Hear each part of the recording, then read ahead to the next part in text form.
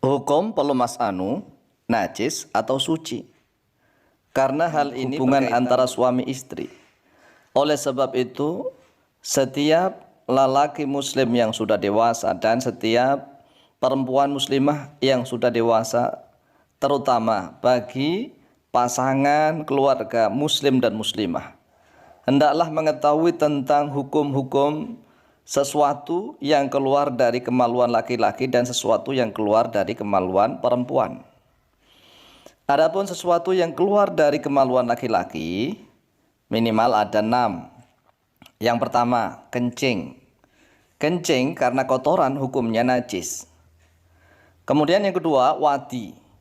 Wadi ini keluar tatkala setelah kencing, atau tatkala mengangkat beban berat, atau tatkala posisi kedinginan. Kondisi kedinginan, kemudian setelah kencing, biasanya keluar misalnya air putih yang agak kental.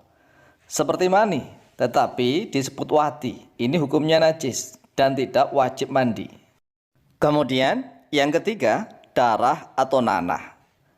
Bisakah darah atau nanah keluar dari kemaluan laki-laki? Bisa. Bisa, terutama misalnya seseorang terlalu banyak melakukan hubungan.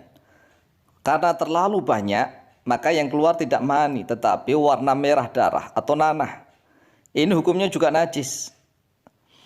Kemudian yang keempat, benda padat. Benda padat apapun yang keluar dari kemaluan laki-laki, misalnya nih seperti batu kerikil kecil atau apapun yang sifatnya benda padat, hukumnya mutanajis. Mutanajis adalah benda yang terkena najis, bisa disucikan kalau dicuci, ya.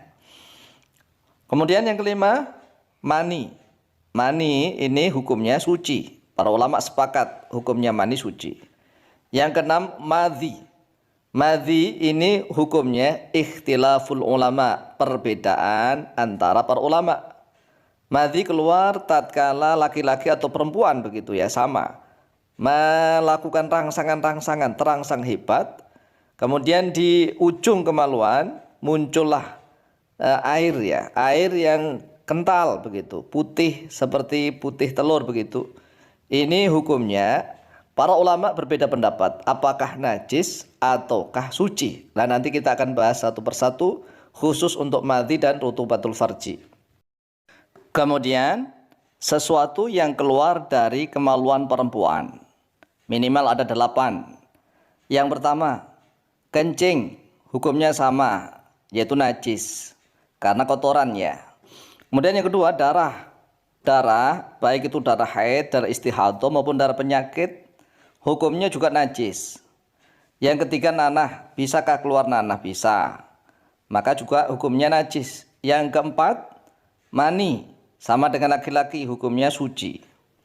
Yang kelima, keluar dari kemaluan perempuan, bayi atau anak.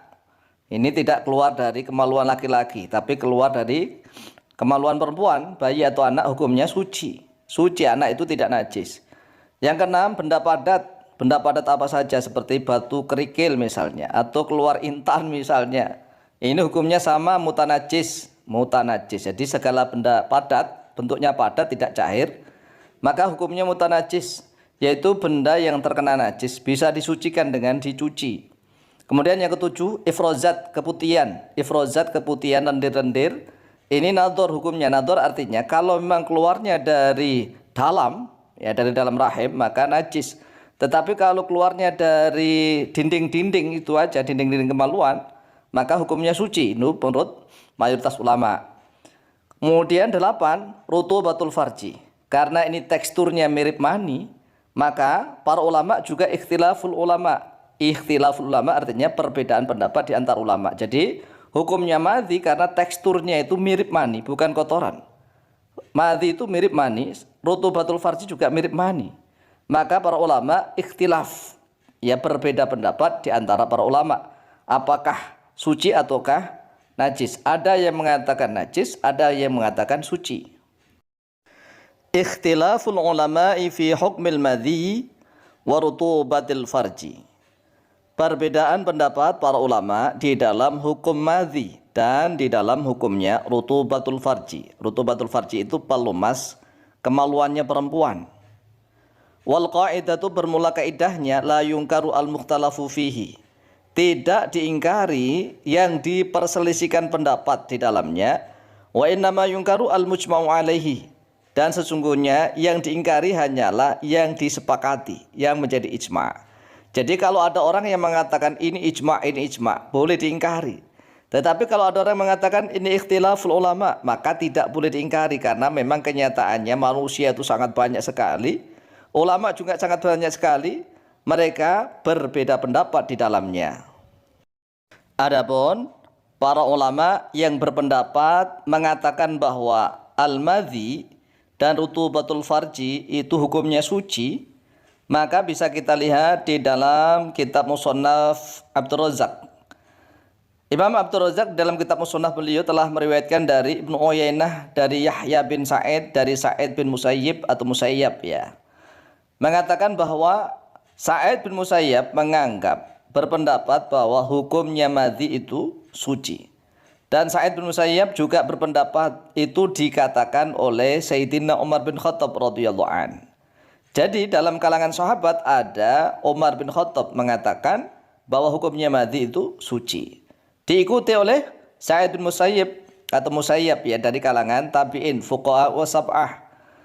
Kemudian menurut pendapat Imam Syafi'i sendiri yang dinukil oleh Imam Al-Mawardi di dalam kitab Al-Hawi Al-Kabir, fi bab bima yujibu al-ghusla, nasu asy-Syafi'i rahimahullahu taala fi ba'di kutubi ala taharati rutubatil farji. Jadi rutubatul farji di dalam sebagian kitabnya Imam Syafi'i itu dikatakan suci. Dan pendapat ini dipegangi oleh Imam Baghawi, Imam Ar-Rafi'i dan oleh Imam An-Nawawi. Sebagian ulama lain mengatakan bahwa madhi dan rutubatul farji kemudian mani, semuanya sama. Ada 3 hal yang perlu diperhatikan, madhi, rutubatul farji dan mani, karena teksturnya hampir sama. Tiga-tiganya ini suci kalau menurut sebagian ulama, karena sebab keluarnya itu syahwat, jadi syahwat. Hanya saja kalau mani itu memancar, muncrat begitu, tetapi kalau rutubatul farji dan madhi tidak, tetapi secara tekstur itu hampir sama. Jadi para ulama yang mengatakan bahwa madhi dan rutubatul farji itu bukan termasuk kotoran seperti kencing, tidak seperti kencing, karena teksturnya mirip dengan mani, maka hukumnya suci tidak najis. Kalau seandainya madhi dan rutubatul farji itu najis misalnya, kemudian tatkala berhubungan badan terjadilah janin anak, apakah anak itu tercampur dengan madhi dan rutubatul farji atau tidak, lah bagaimana? Jadi inilah yang dikatakan oleh mayoritas ulama di dalam mazhab Hambali. Kemudian Imam Ibnu Qudamah, Ibnu Qudamah Al-Hambali fil Mughni dalam kitab Al-Mughni juz yang pertama halaman 414, warwiya an Ahmad rahimahullah taala annahu ay al-madhi, manusia madhi bimangzilatil mani, yaitu menempati kedudukannya mani. Kilahuma thahirun, yaitu keduanya suci. Qala Imam Ahmad huma sawaun, keduanya itu sama. Laisa min makhrajil bauli, keduanya tidak keluar dari tempat keluarnya kencing, tidak. Innama huma minasulbi wat taraib, sesungguhnya madhi dan mani itu keluar dari tulang sulbi dan taraib. Kama qala Ibnu Abbas radhiyallahu anhuma fi hukmil madhi, sebagaimana yang telah dikatakan oleh Ibnu Abbas radhiyallahu anhuma di dalam hukumnya madhi. Huwa indi bimangzilatil busaqi wal mukhati. Madhi menurut saya itu menempati kedudukannya ludah dan ingus atau dahak. Jadi inilah pendapat para ulama yang mengatakan madhi dan rutubatul farji itu suci. Wallahu taala a'lamu bishawab.